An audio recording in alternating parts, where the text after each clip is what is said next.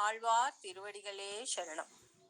ஸ்ரீசைலேச தயாபாத்திரம் தீபக்தியாதி குணார்ணவம் யதீந்திர பிரவணம் வந்தே ரம்யஜாமாதரம் முனிம் லக்ஷ்மீநாத சமாரம்பாம் நாதயாமுன மத்யமாம் அஸ்மதாச்சார்ய பர்யந்தாம் வந்தே குரு பரம்பராம் யோ நித்யமச்சுத பதாம்புஜயுக்ம ருக்ம व्यामोहतस्तदितराणि तृणाय मेने अस्मद्गुरो भगवतोऽस्य दयैकसिन्धोः रामानुजस्य चरणौ शरणं प्रपद्ये।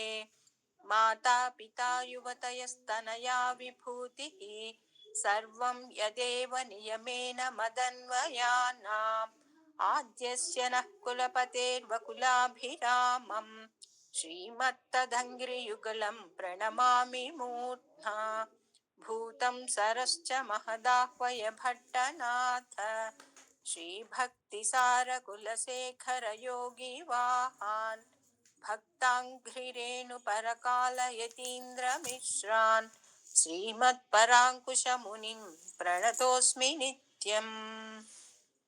ஆண்டாள் திருவடிகளே சரணம்.